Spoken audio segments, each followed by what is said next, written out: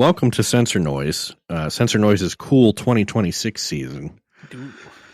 I'm Andrew, joined as always by Arthur. Arthur, how's your CES? Oh, my CES is great. We're a little late on the CES, but it's going good. Oh, what's this? It's my good friend Adobe Creative Cloud here to let me know that I have 3 app updates to install. They thought they'd just pop in now. Yeah, they thought they'd just let me know that I have some updates. Oh, and wouldn't you know it, it notified me, but it's already installed the updates. Did you know that there's a Mac OS update available for my computer? I've heard that. I don't know that there's never not a Mac OS update available for my computer, to be quite honest. I feel like even after I install one, it's like, there's another one. Yeah, there's always updates. They pushed Tahoe to my work machine, and surprisingly, it didn't break everything. Our setup is no, it's been fine. Our setup is bespoke, very bespoke, esoteric. Yeah, and I'm kind of surprised it didn't break. It actually worked, so nice. Could be worse. Not bad. You know, the look of it is not like great, but it worked. No, it's not. It didn't kill. Do you have so I have I'm on Tahoe. I have Safari open and I have the menu bar, and there appears to be like a 1 pixel gap between the top of the Safari window and the menu bar. Yeah, I think Safari just does that now. I hate that. Do you have the menu bar is the menu bar visible on yours? Yes. So I have it turned off, and I guess you don't notice. Yeah. Let me see if I turn it on. Yeah, if you turn on the background, there's just a 1 pixel gap on every window. Yeah. Yeah. So I'll be turning it off. Yeah. We don't need menu bars in 2026. Who needs that? CES. I don't know that there was a CESs of the past have been defined by this year it was all about 3D TVs, or this year it was all about 4K TVs, or this year it was all about autonomous cars. This year, I guess it was kind of about AI, but no, it was really about robots. There's a lot of robots. You're true. Yeah, but none of them good. No, they don't do anything, but they're sure there. What if you took your normal Roomba style robot vacuum and you put little weird dog legs on it so it could climb the stairs itself? And my question is, why? Why that solution in particular? Is there no better solution to that? Yeah. I mean, maybe not. Talk about iterative design. Yeah. Anyway. I mean, but we're going to go that through. That one is not, it's not a bad idea. No, it's not. It's just, it seems like you could come up with a much better implementation than what they've done, which is basically screw some arms to their normal vacuum and go, ship there it. were a lot of humanoid robots. Of course, those are expected to be powered by AI to fold your laundry or whatever. Yeah. And critically, not a single one of them worked except for Atlas, the Boston Dynamics one. Nobody else's did anything. There was a very embarrassing demo, I believe, from LG where they had their robot, and they were like, "We're going to hand the robot a towel now, and it's going to fold the towel." And they the robot wouldn't even take the towel from the guy's hand. It failed to even do that. Right. So yeah, there's robots you can get. They are just going to be very expensive paperweights. I kind of though, that we're in the stage where these, nominally very, competent hardware companies are proving that, they can fall flat on their face just like everybody else. So. Yeah, that is kind of nice. Yeah. And we're also in a stage where this kind of technology was astronomically expensive 10 years ago. Yeah. And now, I mean, the humanoid robots that one that the stupid AI startup is selling is $10,000 or whatever. Well, of course, that's it's expensive, but I mean, that would have been millions years ago. Right. Yeah. So we're at a point now that's kind of interesting where the hardware is way ahead of the software. And I think the software is decades away. So we're going to have functional humanoid robots that are affordable before they can do anything. I used to say, yeah, I think you can have, you can have actuators. A robot can fold your laundry, like physically. It can do those manipulations, but the software can't figure out how to do it, though. No, exactly. It won't be able to tell a sweater from a button down or anything like that. Look, Amazon has been trying to replace every single human in their fulfillment centers with robots for decades, and they still can't do it. So, I don't know. Once they have something to share. Do it. Yeah. If they have something that can reliably pick an item, like an arbitrary item out of a arbitrary basket, then we'll talk. But that'll be a while. But there were quite a lot of announcements from CES of things that we think are interesting. Yeah.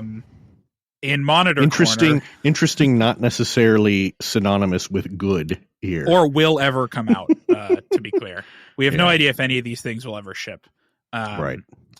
There are several monitors, so I'm always on the quest for like the perfect Mac monitor, and I have my 6K right now, which is quite nice. But of course, it continues. Right. Well, and Amazon is trying to get me with the Asus 5K because they keep slightly lowering the price of it. Yeah, it's what, like I'm just waiting them out. Yeah, I'm waiting them out. What it does is really, a little more. It highlights how absurdly priced Apple's Studio Display is. Yeah, at like $1,600 US versus $700 for basically the same thing. For what reason? You know, who knows? Yeah. We have no idea. But Dell has an idea, which is, hey, what if you had a 52-inch 6K ultra wide monitor? Yeah. So this is idea. This is interesting. Basically, what they did is they took, I guess a sort of quote unquote standard ultra wide display, which is 21:9 aspect ratio, is basically if you take like a 1440p monitor, 2560 by 1440, and you just make it wider so that it's 21:9 instead of 16:9. Basically, what they did here is took I guess I don't know that this is even a 5K. I think this is just 4K, and you make it wide. Yeah, and that's really all they did. It's 2560 tall. Yeah. Yeah. So it's just a 4K monitor made very, very wide. Right. The thing is, for as high resolution as it has, the pixel density is actually kind of garbage because it is so big. Yeah. It's pretty bad. It's like 120 or 130 or something. Now, I will say one thing. There's two interesting things actually about this. One is that it has internal, DisplayPort, the multi-stream or whatever transport, so that it can appear to your computer as though it is multiple monitors, so that you can sort of display separate things, but they are all on the same physical monitor. I actually think that that's very clever, and I don't understand why other ultra wides haven't done that, because like the thing about ultra wides is, okay, the people that use ultra-wide monitors like this are primarily Windows users. Mm-hmm. And window management on Windows is not very good. Yeah. And it really expects you to have that standard like 16:9 monitor. Mm-hmm. It's not like I can download an app like I have on my Mac, like Rectangle or Moom, that lets me divide the screen into arbitrary sections, Mm-hmm. It doesn't work that way.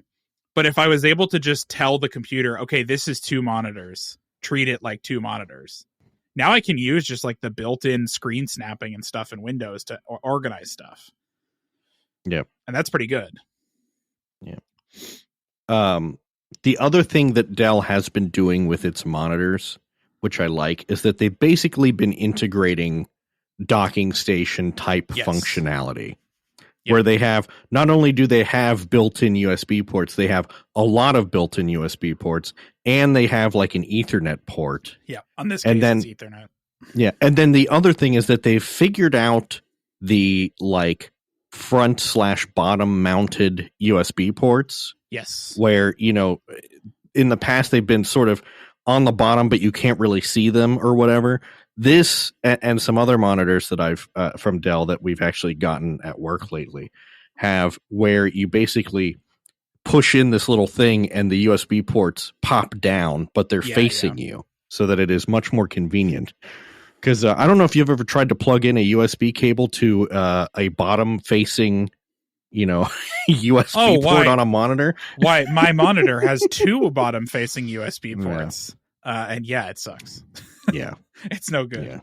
At least with USB-C, it's okay, right? Because orientation doesn't matter, but the you USB-A you still got to figure unusable. out where exactly it is. But USB-A is terrible for that in particular. Yeah.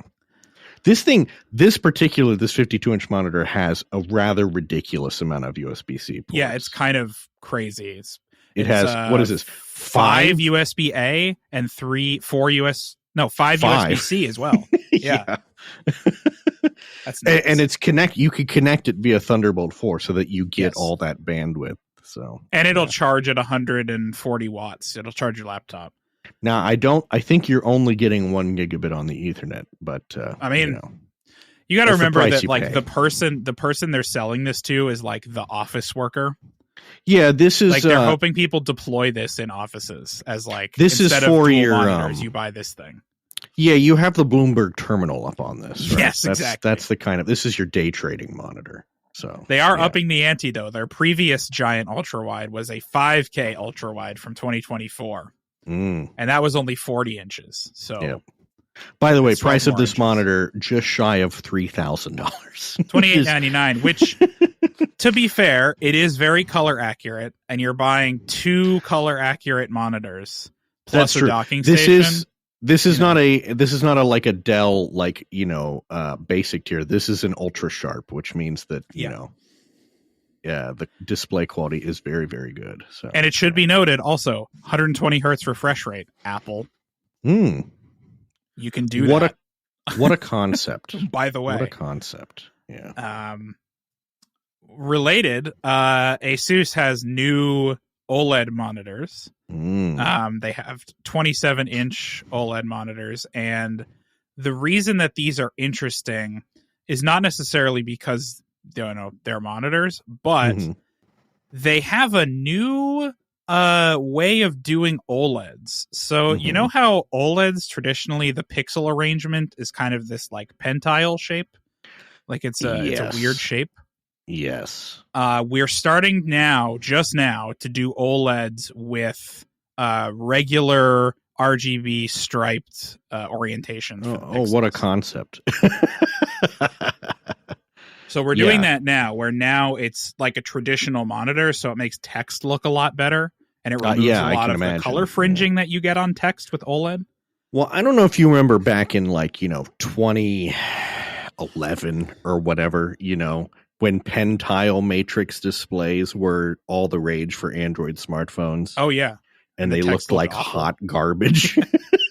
So, yeah, I welcome the just put the pixels next to each other future. To be fair, I think you can make up for the pen tile display as you don't notice it on your iPhone, right? Well, yes, I was going to say, as long as it's dense enough, right. It doesn't really matter, But it becomes difficult at the large size of desktop displays to make them that dense. Well, and also monitor companies just don't seem that interested in high density displays, No, they don't. Although this is the big theme of CES from all of the monitor manufacturers. 5K 27-inch is mainstream now. Interesting. Which is fantastic. There were a ton of 5K monitors coming out at CES this year. So do I just need to wait then? You might want to. And maybe that's why the price of that Asus has been coming down, is because it's like, it's like, we should get ahead of this a little bit. So the really interesting thing, which I forgot to link here, I'll put it in at the bottom of this monitor thing. LG's Ultra Gear Evo line is interesting for one specific reason. There is it's 5K, better than Metal Gear. It's Ultra Gear. Ultra Gear. It's a weapon to surpass Ultra Gear.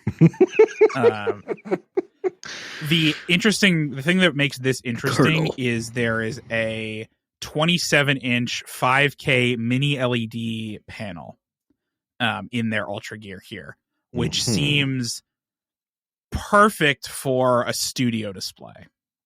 Mm-hmm. Like if Apple was waiting for a new monitor to make a studio display, this is the thing. Mm-hmm. And it's high refresh rate as well. It's 27-inch 165 5K mini LED. Okay, yes. So that yes. panel that's what they would put in a studio display if they're not going to put an OLED panel in it. It would be this. Yeah. So this is interesting to me because, Apple monitors are expensive, but if you use a Mac, they're pretty compelling. Mm-hmm. I have to say. Yeah. So we'll see what happens here. I think that there are panels out there that Apple could use to refresh both the studio display and the XDR now with high refresh rate. Will they do it? I don't know. I hope so. I think every monitor company that makes a 5K 27-inch monitor should send me one of theirs. Yeah, we'll review them. And I'll review it and we'll compare, And I will also have the world's sickest battle station because I'll get one of those ridiculous mounts so I can just be like surrounded by them.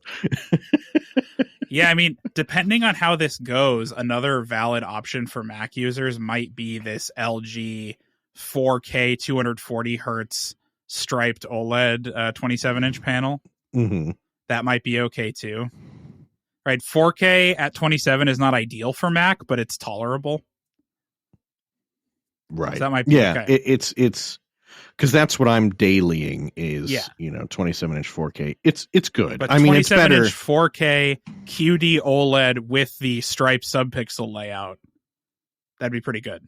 Mm-hmm. All right, that would be pretty good. So we will keep an eye on this as we go forward. Next is PC Corner, where Dell is rolling back some of their mistakes of the past. Last year, they said, hey, we're not using the XPS name for our laptops anymore. We're going to call them Dell Pro and Pro Max. In fact, we're not using any of the brand names anymore. No more Inspiron, no more Latitude, no more Optiplex. It's just Dell Pro, and then you have Dell Plus, Dell Pro Plus, Dell Pro Max. But now they've gone so far as that you also have Dell Essential and Dell Pro Essential. This is because I've been I've been doing IT stuff. It's kind of madness. Yeah, it's insane. To be honest. So anyway, XPS is back. Yeah, it turns out throwing away a perfectly good brand name that people recognize is not a great idea. Also, I'm looking straight at the camera at Microsoft with Encarta. Yeah, seriously. In this case. So the XPS laptops are back. So they look good. They're not rowing it all back. The Pro line is still, or the business line is still going to be Dell Pro. I kind of think that's okay because who cares? Like nobody cares about the name of the business line machines. Yeah, well, because they had it's been Latitude for forever, and then Optiplex for the desktops. They had Vostro in there for a while. But it doesn't really matter. This is Or they can adopt the Lenovo strategy of everything is just think and then whatever it is. So like think pad, think station, think what's their, because they name the workstations differently from the desktops and all that stuff. They get very granular Center, with it. Right? Think Center, yes, exactly, yes, right. And then the displays are Think Vision. Yes. And I like that branding. I think it's fine. Yeah, but so bringing XPS back, which people like. They look pretty good for Windows laptops. Now, what I've noticed though is that it seems like we're approaching every laptop that's like not garbage tier is just going to be $2,000 or more, thanks to the RAM shortage and thing. Because they're bringing in the new XPS 14 and 16. The XPS 14 starts at $2,049. Yeah, so. I remember when an XPS 13 was like barely over $1,000. Yeah, so. Laptops are just expensive now because. Interestingly, they say they are going to have an XPS 14 that is running Ubuntu that will come out later this year. They've done that for a while. Yeah, it's cool that they continue to do it. Also, I think they mainly did that on their business laptops. So the fact that they're doing it on their, consumer, like prosumer. Wasn't that a way to? No, I remember they made an XPS. Did they? Okay. They made like a Ubuntu edition XPS at some point. They had like developer editions of Yeah, I had some annoying classmates who were like Linux guys, you know. Yeah. And of course they went out and bought the Ubuntu edition. The cool thing about it though is because they're doing that, like it's validated to run and has all the right drivers, you know. Yeah. They're not just like sticking a disk in the box and saying good luck to you, you know? And that is a big plus for buying those. Okay, here now this is truly ridiculous. I'm on Dell's website. So you have Dell Tower Desktop, that's the consumer desktop. Dell Pro Micro Desktop, that's the Optiplex Micro. Dell Pro Max Tower T2. Yeah, of course. What is the And then you have the Dell Pro Max Micro Desktop. That is the that would have been the workstation micro. You know, they're skirting Sony's naming conventions. They're like so close. Well, and also Apple's with Pro Max. And also Apple's. Yeah. Pro Max is ripping off Apple, but now they're starting to add suffixes, right? They got T2 on the end of one of those. T2, yeah. Now we're Dell just going to Slim start Desktop, Dell them. Tower Desktop, Dell Pro Micro Desktop, Dell Pro Max Micro Desktop. That's ridiculous. Then you have Dell 24 all-in-one desktop, Dell 27 all-in-one desktop, Dell Pro Slim Desktop, Dell Pro Slim Plus Desktop. They need to start adding, I mean, the T2 is kind of a thing, but they need to start adding trim levels, right? Like this is the LTZ model, you know? Yeah. The touring model. Yeah. Dell Pro Max but Slim in other desktop. news, Dell also has admitted at CES that people don't really care about Copilot PCs. I appreciate that they did this because I think everyone else is maybe too scared to like kind of throw this back in Microsoft's face. To be clear, they're not stopping shipping AI PCs, right? No, they're just saying like nobody really seems to care. Yeah. Head of product said in a PC Gamer interview, in fact, I think AI probably confuses them more than it helps them understand a specific outcome. Yeah. Yes, exactly. Correct. Yeah. One thing that annoys me is that it seems like the rollout of these Qualcomm ARM-based laptops is very much tied with, they're AI PCs. And it's like, no, what if you just make an ARM laptop that's good? Yeah. You know, it's incredibly frustrating that it's happened that way because they're actually decent. Like they're pretty good PCs. The Snapdragon X series is pretty good. It's good considered. But they don't more adoption of it would speed the migration and updating of apps to support ARM as well. Correct. So, but they've sort of saddled it to this, to this AI stuff that nobody. I'm not going to say nobody wants anymore because some people do want it. I mean, are there any applications that support like the Ryzen AI NPU yet? I think that's still no, just but sort this of is what I'm saying. They just expect that it will be there and it's run on the server side. People don't care about it running locally at the moment. I think they should, but they just don't. No, because it's not. I mean, you type into Gemini or whatever, and you get a response back very quickly. That's good enough for most people, right? Right, and that's what they're doing. Only sickos like us care about on-device AI stuff, and Apple users, I think. Yeah, but I think you just. I said sickos like us. That's true. I think on the Apple platform, though, you like expect it to be local because it always has been. Yeah, typically. But nobody's buying a MacBook because it's an AI MacBook, right? They're just buying a laptop. No. So this is good. There's another interesting PC, the only other interesting PC thing that came out of this. I like this. Elite Board G1. I like the whole computer in a keyboard. Yes.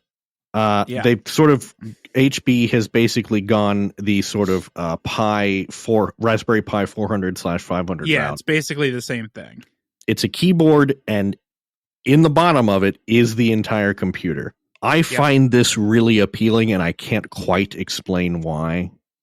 I get that there's sort of a who is this for, and I think the answer for who it's for is basically like receptionists, Like, this is, you just need a very basic PC. You can plop this down. And the nice thing about it, better than a thin client, to be clear. Well, and I think this is also better than an all-in-one, because now you can choose which display you're going to use with it, you know, rather than being shackled to a particular display. It also has a battery in it. It has a small battery. It's 32 watt hours. Okay. So you need to plug it into a monitor, but like it can run on its own. Yeah. Well, and you could also, like, presumably, you know, take it with you in sleep mode, and it would, you know, survive for a bit. But this is this also, I feel, harkens back to basically the original personal computers, right? The Apple II, the Commodore 64, Commodore 64, Apple II form factor, almost, the ZX Spectrum, which those were all basically, there's a box that is the computer, and the keyboard is an integral part of that. You know, it is a single unit. And so I kind of like this. It's very thin, but it's also like, because this is the Elite series, is their like enterprise series. So this thing you can get with a Ryzen AI 7 CPU, which is pretty nuts. And you can also upgrade the RAM to 64 gigs in this tiny little thing. It's remarkably serviceable for being a teeny tiny little. I think it's a really cool idea. Yeah. Now the name, it does say Poly Studio on the bottom. I don't know about that one. But it's the HP Elite Board G1A. Poly Studio. You know what though? This also kind of does make sense as like a Zoom room PC, right? Totally, or something like that. Yeah. I think also it's just HP owns Poly now, so they're like, and HP loves to slap branding on absolutely everything. This is well known. So yeah. So yeah, cool. I don't know what I would use this for, but I am kind of tempted to get one just because it's an interesting concept. I think, what I think would be cool is if it had a little, like an OLED, one of those tiny little OLED screens or something, and you could very easily set up like Chromecast display mirroring or something out of it. Mm-hmm. So you could just like bring it into a conference room and have it just wirely hook up to the display. Yeah. That would be cool. Maybe. Well, I'm thinking too, you know, like what's also the advantage of this? You have a computer, you're going to have a keyboard for it. But here, like, that is all the desk space it takes up. Yep. There is no excess like, it is the keyboard that you already have to have affordance for. And that's it, you know? So, you know where this will go crazy is talk about an ultra. Well, yes, basically anything where you need a basic PC, you know? Yeah. Like, I think this might kill off the little tiny mini micro PCs. I don't know. That market is pretty big. It is, but I think you'll see this sort of start taking the place of those, because it just combines the two, you know, your keyboard and your computer into one. It's just much cleaner. Also, one thing that will hamper it though is that it's Windows. Yeah, but you can, you know, put Linux on it. Nobody will though. That's the thing. Yeah, I might if I get one. You might, sure. Someone also is going to get like 2 million views on TikTok for like their ultra clean minimalist desk setup that is just this and a monitor and a mouse, you know? Yeah. If they made this in a white color, it would go crazy. That's all I'm saying. It would. Maybe they will. Who knows? And this is the other thing. Talking of the monitors that provide power to, you know, the computer that they're plugged in via USB-C. This thing doesn't use that much power. It can be powered by a monitor's USB-C port. Yeah, exactly. Yeah. Which is pretty good. So one cable. Yeah. Fujifilm also was there. Fujifilm, they're up to something. They've got this bizarre Instax Mini Evo camera, which is it looks like a Super 8 camera. This is fascinating, yeah. And it takes 15-second video clips. Mm-hmm. And then also it has a printer. I was going to say, not on Instax film, importantly. No. The video clips are digital. But then it has like the built-in Instax printer functionality. And you can print out, I guess, like still frames from them. Yeah, exactly. I don't know. It's so strange. And I guess what it does is when you print a still from a video, it prints a QR code onto the Instax frame so that you can scan it and then watch the clip. I don't understand that because presumably that depends upon Fuji running some server indefinitely, Yeah. They've also brought the effects dial to this camera.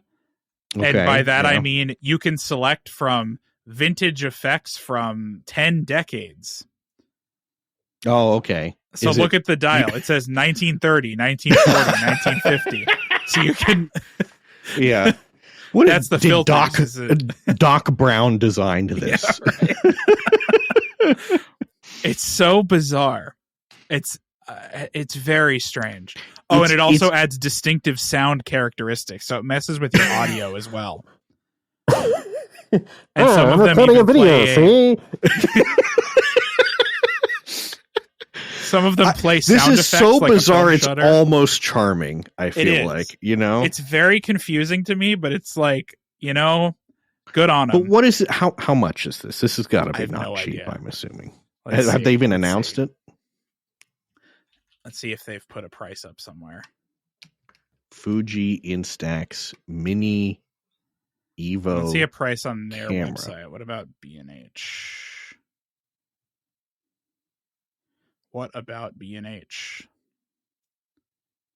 $409. Ooh, that's okay. That's more than toy price, I would say. Yeah. Yeah. Sure, guys. Let me know how that goes for you. Like, I have to give them credit for trying something wacky, but I'm still a little confused by this one. Also confusing, they have another Instax printer that, as far as I can tell, is the same as all the other printers, but this one's new and it's $169. Is there have they upgraded the resolution or anything, or it's just? I have no idea. It just looks. It looks like it's just a new case or something. It doesn't seem like it's any different. Because I haven't looked into this, but what I'm assuming it is that it's just like an LCD inside that is exposing on the film. That is what it is. Yeah. So if they say we've made the LCD better, sure. No, but they didn't say anything about that. This just seems like they just put it in a different case. It looks, to be quite honest, it looks like a IBM or Lenovo product. I gotta be honest with you. It really and does. It has little handles on it such that it looks like it should be rack mounted.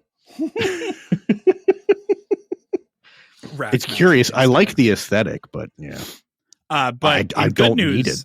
In good news from Fuji, we missed this at the end of last year. They're investing $32 million to expand Instax film production, which is good. Now do your other film, cowards. Yeah, well, that's a stretch, but at least they're doing something. Yeah.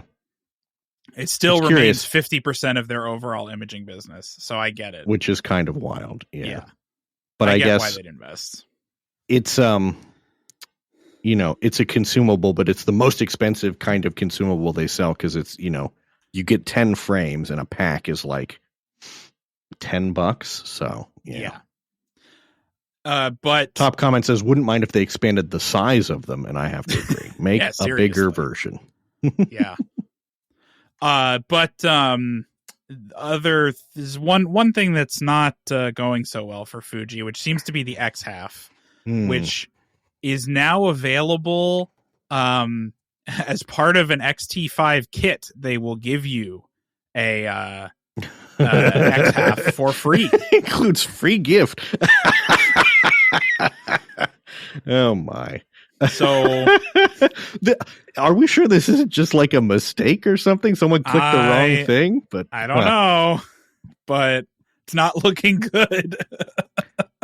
A recent so they reduced the price by $200 as well, and it's still this seems like the case where all 5 people who wanted these bought one. So I saw them in Hong Kong.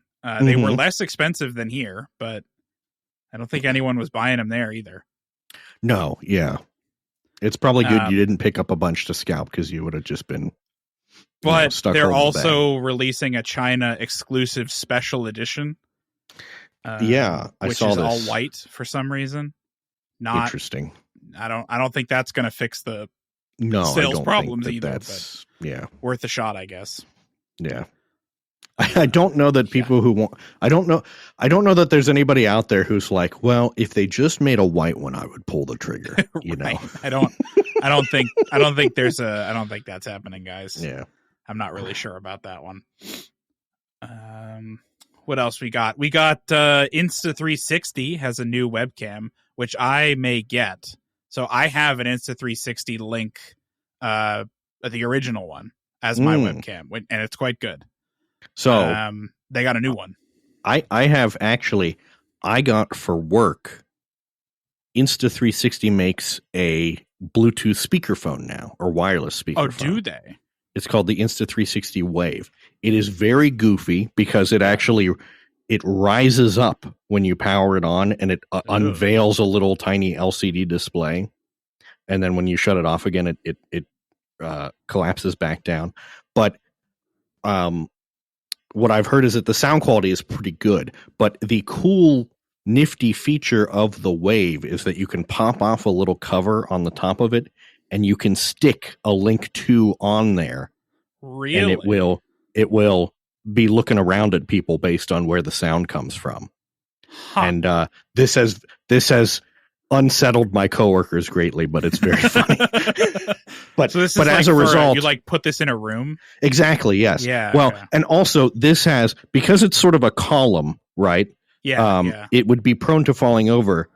What they have done is they have made it so that the bottom of the thing is a suction cup. So you stick it on a table and it stays there. And when you need to pick it up, you have to like grab it and it goes. Whoop. No, that's good. I actually like that though. That's good. Yeah. But I have used this. It'll sort of roughly find the person based on the sound, and then once it detects their face, it'll focus in more closely. Right. But the cool thing is that it's just magnetically attached, and when you get it, you get the whole Link 2 bundled with it. So I basically switch between having the Link 2 as my webcam at my computer, and I will just pull it off and put it on the Wave when I have a meeting or whatever. Yeah.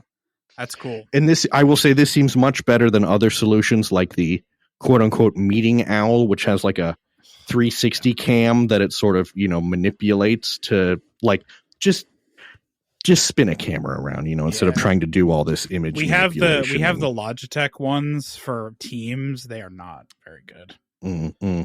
Yeah. So I may get one of these because I like mine. Yeah. They've added a bigger sensor. Now it's a 1.3 inch sensor instead of a 1 inch sensor. So that's pretty good. Yeah. I appreciate that we're finally getting webcams with like actual quality sensors, because it's been far too long. It's kind of crazy that we are just living with the worst quality webcams after COVID, that like nobody did anything about that. Yeah, kind of nuts. More exciting for me personally is Ricoh's GR Monochrome has been reviewed, sort of pre-production.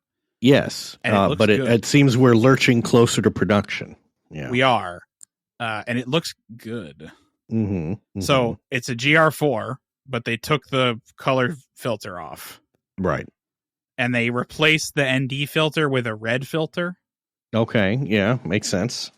So you have the red filter, and they added electronic shutter because it doesn't have the ND, so you can crank the shutter higher than the mechanical shutter will go. But I mean, there's a link to Petapixel video review. It looks good. Yeah. Now the caveat is it's $2,200. Yeah, the caveat is they said, just hand me your wallet. Hand over your wallet is what they said. Now, I think what they have correctly assessed is that this is a competitor to the Leica monochrome. Yes. It's the only competitor to the Leica? Yeah. So I don't think there's another black and white camera. Right. And this is much cheaper than the by like Leica. 5 or 6 times. Yeah. Yeah. So like it's fine, really. You know, I don't know that there's that much overlap between this device and like the normal GR4's target market. You know, I think it is kind of its own thing. Totally different. So yes, it is much more expensive than a GR4, but like it's not for you. A Q3 is $8,000. And an M11 is 10,160. Yeah. So those are your other monochrome options. Yeah. Yeah. So it's a steal. You know, take your pick. Right. Now it's not 60 megapixels like those are, but I mean, I don't know. It's also tiny. I was going to say it's also a fair bit more portable, so I wouldn't worry too much. It's microscopic. Yeah. So yeah, pretty good. The pre-orders are up on B&H. They said it ships in February, so we will see. You've been surprised in the past with the pre-order estimates from B&H, and you've also been disappointed. So hard to say. I know. So it's hard to say. Yeah. I feel like Ricoh is probably, I don't know. They might be okay. Yeah, I don't know that they're going to beat it. I'll be honest with you, but yeah. Now I will say, like GR4s have been hard to come by in the U.S. In Hong Kong, they were plentiful. Yeah, you all mentioned of the that, electronic stores had plenty of GR4s available. You mentioned that, and I was almost like, "Why don't you just pick me up one?" But I restrained myself. Yeah, they had plenty. I don't know. Yeah. I don't know what the deal is with distribution here in the U.S., but I could have easily gotten one. Yeah, I don't know, just tariffs or whatever. And I did end up getting the DJI Osmo Pocket as well. Oh yes, you mentioned half the price of the US, by the way. And you mentioned that your plan to test a Nikon ZR was kind of derailed by the fact that you you just used the Pocket. Yeah, pretty much. I brought the ZR with me, like I rented it, I got it, I brought it with me, and I didn't touch it. Yeah, we just took videos, which was a lot of fun. Yeah. And I got a second mic. So the kit I got was about $400 and it included a microphone, like a wireless DJI mic. Mm-hmm. That kit in the US, I think right now is $750 for that kit. Sweet. And then I got another microphone for it as well, because it'll connect too. I gotta be honest with you. I am tired of winning. I also am tired of winning. I'm tired of it. Yeah. It sickens me. Yeah. What else we got here? Viltrox has a new thing, which is kind of neat. They're doing some cool stuff over there. This one is a kind of robot that can control manual focus, like manual cinema lenses. Oh yes, I saw this. Yes. Yeah. This is yeah. So this is very cool. We should have this, like, they should make a thing for this, but for, like, you know, all the old manual focus, like, still lenses that people use. Give me autofocus that I can have on, like, my X700. So you rig it up on the outside of your cinema lens, and then you can control it. And what's cool is it has, like, it looks like it has an adapter or something that you put on the camera, and it will listen to all of the autofocus information that the camera is sending and use that to focus the lens. So the camera thinks it has an autofocus lens on it now. It's just these motors are driving the manual lens to make it do that. It's very cool. No, that's, yeah. I think it's pretty neat. I like that. Yeah. Yeah. Especially in the case of the cinema lenses, a lot of them have, you know, gears you can engage with to do follow focus and stuff.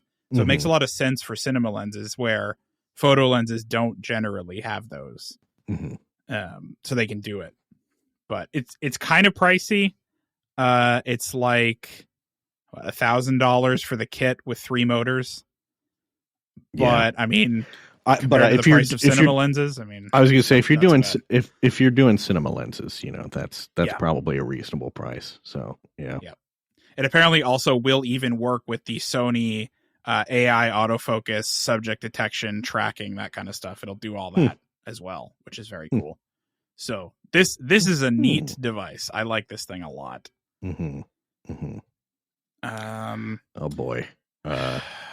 So remember a few years ago when Apple you've bought heard of Pixelmator? Creative Cloud? Yes, I do remember that. And then they didn't do anything. Well, they're doing something.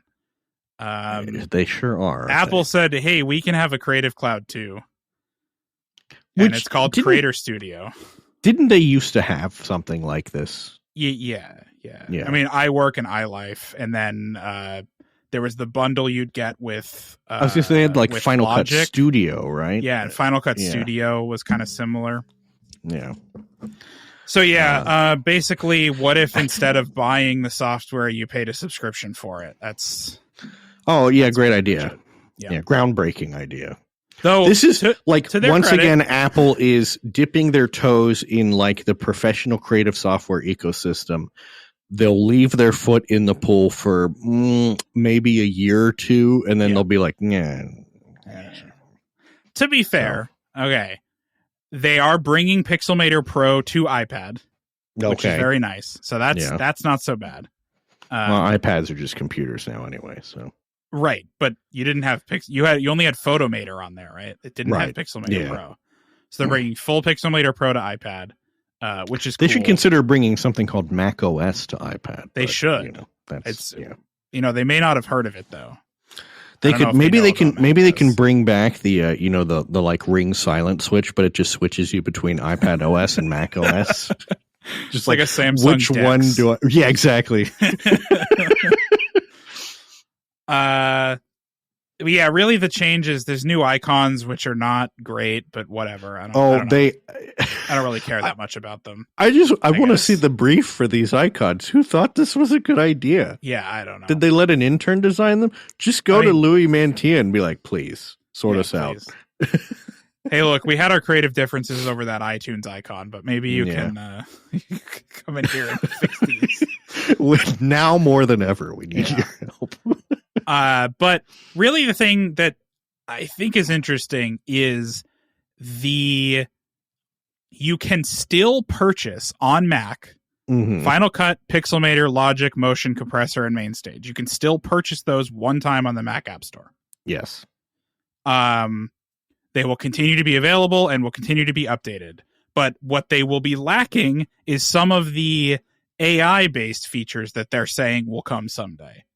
Which to me sounds like a benefit. So I was going to say that's a plus. I'm going to keep my existing purchased Final Cut and Logic and not notice that this is happening. What they have done here, which I think is actually quite appealing, is Apple Creator Studio. All of these apps, if you're a student or a teacher, it's $2.99 a month or $30 per year, which is very good. Insane. Get this. And that gets you both the Mac and the iPad versions of it. And it gets you for $30. All of these apps. Final Cut, Pixelmator, Logic, Motion Compressor. Yep. All of these things. So imagine they're so close, right? If they just had an app that did photo management, maybe you could call it like some kind of part of a camera, like an aperture or something. No, it would never work. It would never work. Couldn't do that. This is what I said. Like, is Pixelmator Pro basically like Photoshop? Oh, okay, all right, yeah, okay. It doesn't have the library management stuff, but they could. I mean, they have all the pieces there. I know, right? They're so close. But also, like there are like. You could just you could pull the Pixelmator and just go buy one of these other apps, and you know. But it's they can't because Apple has they're so short on cash, as I recall. They couldn't do it.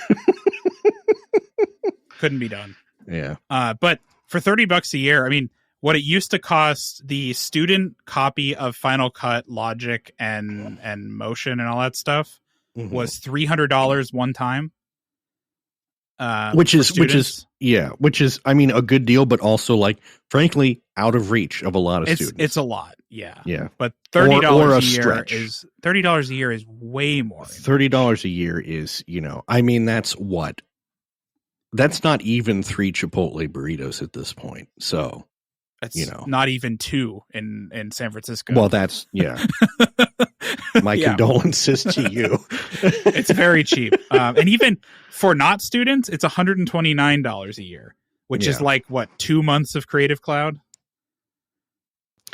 Yes, basically. So this is where, like, they're so close, you know, for photographers. If they just had Aperture, they would eat Adobe's lunch.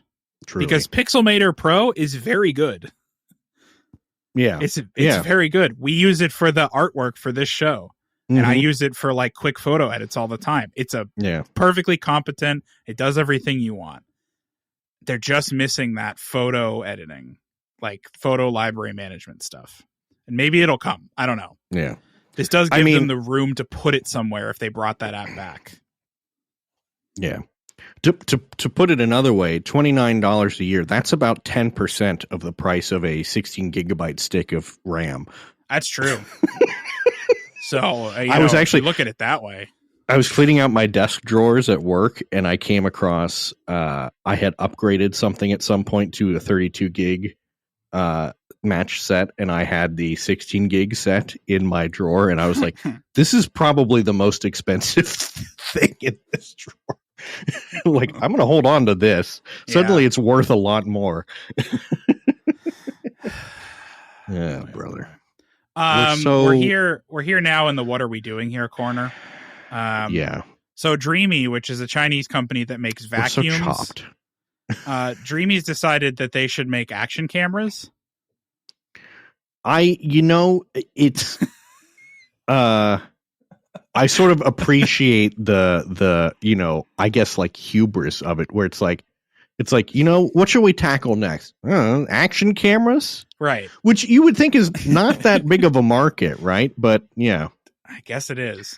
But it should be noted, it's basically a DJI Osmo Nano. Like it's the same thing pretty much. But they say it can do 8K unlike those cameras. Yeah. It looks pretty similar. It's not the exact same where it's like a white label thing, but it is pretty similar. Pretty close. They say it's the same sensor as the Osmo, apparently. Oh, well, there you go. So it's pretty similar. Fascinating. There's some theories that this is DJI making a shell company to import into the US or something, but and they have already done that with that other company. We've seen them do it before, so it's not impossible. We're just headed towards that future where it's like proud to be one of America's 10 companies. Yeah, we are. Except it's just going to be global. So, yeah. Yeah. Another one of these cameras that pretends to be film is here. I'm reading the headline. Digital camera, and it takes it takes 24 shots per quote unquote roll. And then of course you have to pay the company to produce your photos. And the only thing you get is prints. What? Yeah. What? So we're adopting the Kodak business model from the early 1900s. Yeah, but worse because presumably in 6 months when this company goes bankrupt, your pictures won't work anymore. Right. Yeah. Yeah. So we're still doing this, I guess. What is the quote unquote roll? Is it just it's just software? Oh, okay. I don't think it's not anything. like a physical just thing. Software. No. I was kind of hoping it'd be like a, where you take something that's perfectly reusable, like a micro SD card, but you treat it as if it's disposable. No, it says, once the full roll is done, you'll wait 24 hours and then you'll see the images in the app and then you send them to be printed. Oh, okay. So it's just, interesting. So it's just software. It's nothing. Weird. And this will cost like $100. So do you remember when Samsung sold music, or not Samsung, SanDisk sold MP3s on micro SD cards? Mm-hmm. And that was like a way that you could get an album or whatever. Yep, I sure do. For some reason, this reminds me of that, in that it's just like a complete misuse of the, the underlying technology. Yeah. I don't. Why would you start a company to do this is all I'm asking. Like, you could just get this on AliExpress for like $3. Yeah, exactly. Yeah, and another thing, remember GoPro? Oh, yes. Yeah, well, they got a laptop now. Well, sort of. It's an Asus ProArt laptop, but also it's GoPro. Asus ProArt GoPro edition. I guess good on GoPro for getting that licensing money and not having. Yeah, they don't really have anything else to get money from, I guess. Yeah. But don't worry, if you buy this laptop, you get 12 months of GoPro Cloud Plus Premium. Now, I do scroll down to the where you can see the top of this laptop, and it has almost the sort of what is that? The Apple Snow White, where it had the ridges. It's close. It's interesting. Now, what you might wonder is this laptop rugged in any way? Because it's GoPro, and the answer is no. It's not. No, because if you've ever seen a rugged laptop, they look like crap, and so that wouldn't sell. That's right. Yeah. And does it include a GoPro camera? Also, no, it does not. But so you got to buy your. But it does include 12 months of GoPro Cloud Plus Premium. Exactly. Yep. So there you go. Which is just again, it's more like crapware pre-installed. That's correct. Yeah. So we'll see how long GoPro lasts. I feel like this is not a good sign for $2,400 for this laptop. I don't think this is a good sign for them, to be clear. No, I suspect not. No. Well, in other news, things that make sense, Nikon. There's a couple of interesting things for Nikon. One is the Viltrox 56mm 1.2 is now available for Nikon. So this is for APS-C. That's probably the widest lens you can get on Nikon APS-C at this point. Yeah. 85mm equivalent focal length and f1.2. That's pretty cool. Wild. Is this that makes the APS-C Nikons way more compelling, I think. This is autofocus as well, which is nice. Yeah. $580, which is a pretty good price for that kind of thing. Pretty good. Yeah. That's pretty good for f1.2. I gotta be honest. That's pretty good. Yeah. So even it makes, a Z30 with one of these things could be a pretty good secondary camera. Did you see, I lost the article for it. There was it might have been Viltrox, but it was one of these companies that they figured out the way that you get your lens onto Canon RF platforms. Oh, yeah. I did. Is that you make an EF platform that works with you make an EF lens that works with the EF to RF adapter, or you bundle in an EF to RF adapter. It's Mikey, Meike. Yeah. It's them. And I was like, you know what? Clever. Got to hand it to them. Yeah. And I wonder if they all start doing that, if Canon will just be like, all right, fine. Because it is wild that they have allowed APS-C lenses, but not full frame. I really don't get it. I don't understand what they're doing there. But I guess they can get away with it because they continue to be, like the best selling camera brand for now. So it's got to be only on brand, right? I assume so. I don't know. Or but there's so many people are, it's probably because their EF mount adapter is so good and people are just using lenses they already have. That could also be the case. You don't lose any features if you use the EF adapter. No, yeah. So just use the EF adapter and it's fine. Yeah. I think that's probably what people are doing. Nikon has they unveiled a new kit zoom lens. It's a 24 to 105 f4 to 7.1. And they're going to pair it with the Z5 II. This seems fine. Yeah. I got no complaints. Good. Obviously, it's not the finest of zooms, but and this lens on its own will be available for $550. So pretty good once again.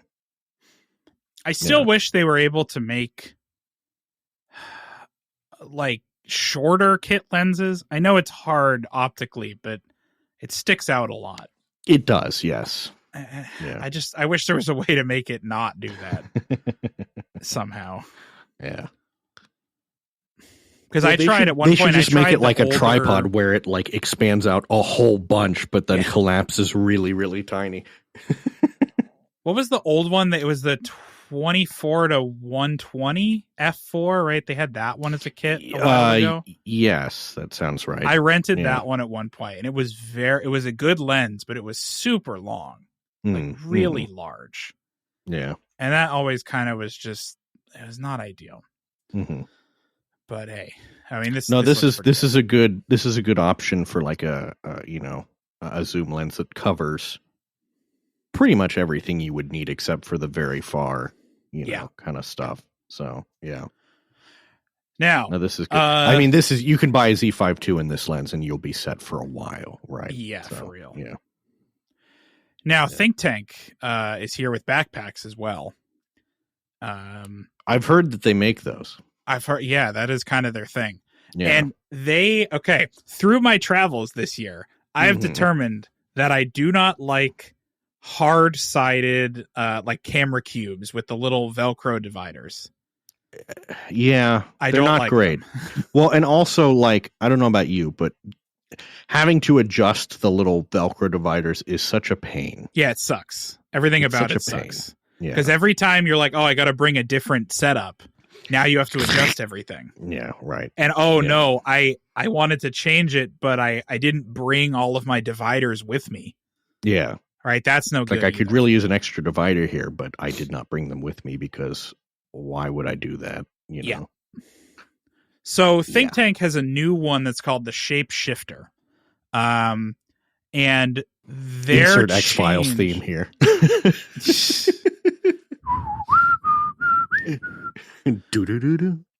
But their change here is, instead of hard-sided dividers, they have reconfigurable soft-sided pouches in the backpack. So you can have different pouches for your different lenses. And you can shift those around to meet your needs instead. I like this a lot. And the pouches have Velcro on them, so they like stick to the backpack to reconfigure them. Yeah, no, this looks good. And then they also have a little strap thing that holds like a camera with a lens on it. Yeah. So you can put a lens on your camera and strap that down and then put the other ones in pockets. I like this sample image where it shows someone carrying around two Z9s, which I know that they say that this is targeted towards photojournalists, and that makes sense. But it's very funny to me imagine that you would need two Z9s. I don't think people are doing that. I think they're doing a Z8 and a Z9, maybe. Yeah, right. But this is making me think about my reminds backpack, me of the loading ready run. I have 5 PS5s. I have 2 Z9s. I like this a lot. I don't think I'm going to get rid of my my Wandered backpack, but I may take the camera cube out and see if I can find these like padded pouches instead. Something similar to this, yeah. Yeah. Yeah. Because I think this would serve me better for what I actually do. And it does have a side access pocket as well that lets you get at stuff easily. Yeah. Like this seems ultimately a lot more modular because it's basically just, you just have like a panel, which is Velcro, and then you can just Velcro your pouches to it in any sort of arrangement that makes sense. I also think you can fit more like this. It sure looks like it. The dividers, like if you had the Velcro dividers, I think you can fit more with this. Well, because it's 2 Z9s and there's like 3 very sizable lenses. Yeah. So I think that's in the 37 liter one. Well, they have 2 different sizes for this. There's a 25 and a 37. Yeah. The 25 here, let me wait for the GIF to load. I mean, they've got 2 cameras that you can fit pretty easily. I don't think you're fitting 2 Z9s in there, but they do have an R3 plus a 24 to 70, a 70 to 200, and a 14 to 24, which is like the full kit that anyone would want to carry in the 24. Well, and it looks like they've got like a sort of 2 Z8 situation or like a Z6 and a Z5. Yeah. I just don't think you're fitting 2 full grip cameras in there along with your lenses in the 25 anyway. Well, and again, if you are, you should rethink your life, but yeah, you should not be doing that. But importantly, the 25 does fit a 16-inch laptop as well. Oh. So no matter which size you get, you can put a full-size MacBook Pro in there, and you're good. So and there's a compression strap to shrink down sections of the bag that aren't needed. Very nice. Something that I feel like, is sorely neglected. Yeah, no kidding. With some kinds of laptops, Yeah. All right, I'm seeing here. This may be what I'll get. The rugged padded equipment wrap. Mm-hmm. This seems like the kind of thing that might do what I want. Where it's just like a origami looking pouch that's padded that you can fold up to be whatever shape you need.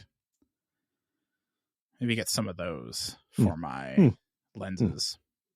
Oh, there's a bunch of these, apparently. I didn't even know this was a thing, and now there's like hundreds of them available. Yeah, all right, evidently. I gotta do some research. Well, to close us out, Leica is apparently working on developing their own camera image sensors once again. Yeah, apparently they are, which is interesting. It's interesting, yeah. As we've noted, Sony pretty much makes the image sensors for most everybody. Basically everyone. Yeah, except Canon, right? Yeah. They still make their own? Yes, I believe so. Yeah. And Fuji, I guess. Mm-hmm. Yeah. But there's nothing else. But I'm wondering, are Canon and Fuji even manufacturing them, or are they? Yeah, I don't know. Probably not. I would imagine that they're having Samsung make them, or maybe Sony. Like Sony's a fab too. Right. Yeah. So I don't know. It's hard to say. I think that, and in this case too, they said they're working on their own sensor, but that could mean anything, right? Yeah. Are they going to make it themselves? I don't know. No, I doubt it. I'm They'll sure probably have Sony someone else fab it. Yeah. Mm-hmm. Though, and also they don't say like what kind of sensor. Like, is this going to be for an M? Is it going to be for the SL? Is it going to be So the M10 was made in Europe. Mm-hmm. Like the sensor for the M10 was developed with AMS OSRAM and made in a foundry in France. So that one is custom, but the M11 was not. So I don't know. We'll see what they do. Strange. I guess it is a way for them to potentially differentiate. Although it is, I don't feel like Leica needs to differentiate themselves much more. No, I don't. They're pretty unique. Think that's a problem they have. Yeah. Well, you know what? It is a way for them to do is raise prices again. Oh yeah. Oh, good point. Yeah. There we go. We figured it out. Yeah. That's something they love to do. They love to be increasing prices. Mm-hmm. This is what I figured when it said a French-based fab. I thought that must be ST Micro, and indeed it was. Yeah. So is there any other one? Not in France that I know of. No, I don't think so. Yeah. Fascinating. Well, we'll see what happens in 3 to 5 years when they finally come out with this. Because if you don't know, making a semiconductor not easy or cheap or fast. It's that easy, cheap, fast triangle, but it's pick none. Just the software to design semiconductors is ungodly expensive. So, yeah. If they'll even let you have it, which they might not. Anyway, next time on the show, we'll talk about my travel. I'll have some photos to share because I still have not gone through them. I need to do that. Turns out being out of the country for a week, tiring. I've heard that. Yeah. Especially with a 15-hour time 18-hour time difference, whatever it was. Tiring. So I haven't gone through the pictures yet, but I will. And we'll share some. And I'll cut some video together. I am very impressed with the video. Mm-hmm. We'll look forward to that. In the meantime, I don't know. Go see what else was announced at CES. There was a whole bunch of slop. Go look. If you want to look at something fun, The Verge just put out an interactive 360 video of the Lego Smart Brick demo. If you like Legos, go check that out. The Lego Smart Brick seems cool. It's a neat little Lego Smart Brick. Please do not mention Mindstorms to us. That's not the intention. The intent is to add. It's a way to add like interactive effects to models without requiring a whole Mindstorms. It's very cool, and it's kind of astounding that they managed to cram as much technology as they did into a standard brick size. I'm not really sure how they fit it in there, because if you look at it, it's a double height 2x4 brick. I don't know how they fit, because it has a color sensor, it has NFC, it has Bluetooth, it has a battery, it has a speaker. How did they fit that in there? I don't know. Good question. But go look at that if you want something fun. That's the one fun thing that came out of CES, is this Lego thing. Yeah. Well, we'll report back. We'll report back, and we'll talk to you later.